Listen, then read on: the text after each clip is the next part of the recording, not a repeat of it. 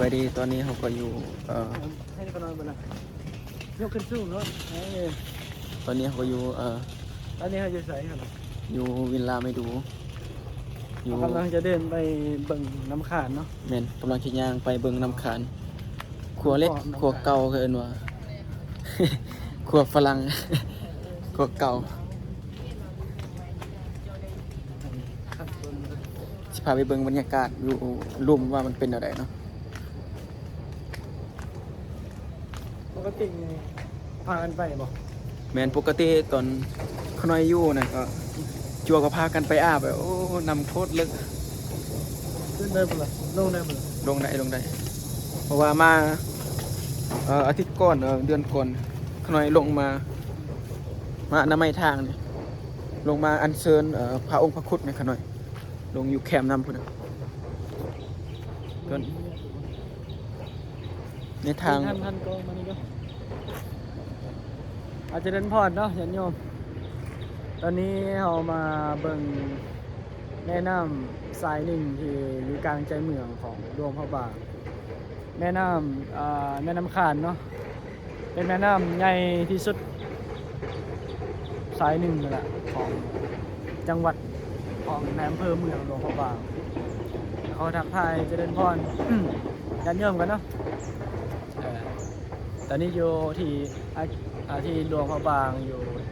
แคมป์แม่น้ำขานอันนี้เป็นใจกลางเมืองเลยเนาะอันนี้ก็เป็นเมืองอันนี้ก็เป็นบ้านอันนี้ก็เป็นบ้านฝั่งนี้เป็นบ้านแต่ว่ามันไม่ค่อยเห็นปานใดเนาะมันมีต้นไม้เนาะอันนี้เขาเรียกว่าสะพานแม่น้ำขานบ่ขั้วเล็กขั้วเล็กเนาะเป็นครัวเก่าครัวเล็กขึ้นต้องว่าทีนี้เราจะย่างไปทางนี้ขน้อยย่างไปไหนทางนี้เป็นทางลงลุ่มเพราะว่า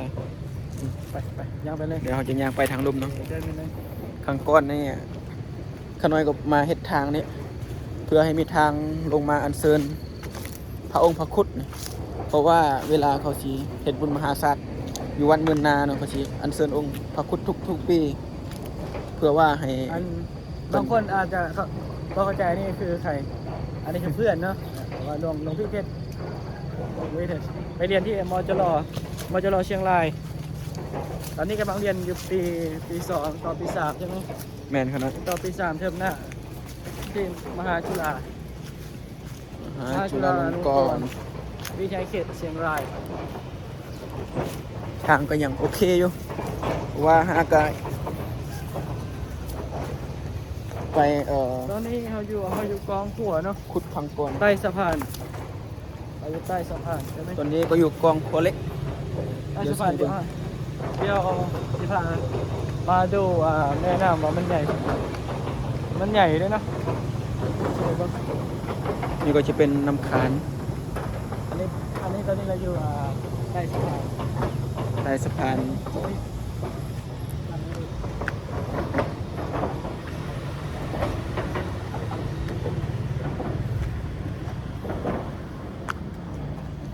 อันนี้ก็จะอยู่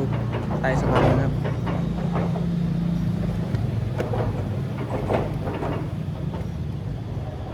บนนี้ก็จะเป็นกองสะพานและอยู่ลุ่มพุ่นจะเป็นบอลเขาทรงเหือในช่วงเทศกาลบุญทรงเหือเสียงรถไปมาอยู่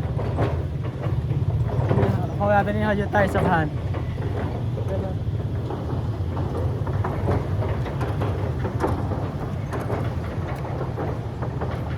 ป่าลายป่าลายเพราะว่าบอลนี้มันเป็นวังสงวนนะขนาดเขตห้องห้ามเนาะแมนเขตห้องห้ามไปหาดิ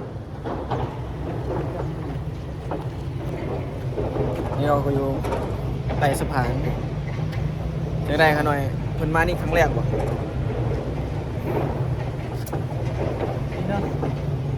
เพิ่นมานี่ครั้งแรกบ่ขน่อยแม่นครั้งแรกเลยอันนี้แต่ก่อนเนี่ยขน่อยมักมาถ่ายรูปอยู่นี่แล้วก็ไอ้แมนแล้วกันย่างขึ้นเทิงนี่แล้วก็ลงมาอาบน้ำอยู่พี่ตอนเป็นจั่วในสถุก็เว้าให้บ่ให้อาบยันอันตรายเพราะว่าน้ำมันใหญ่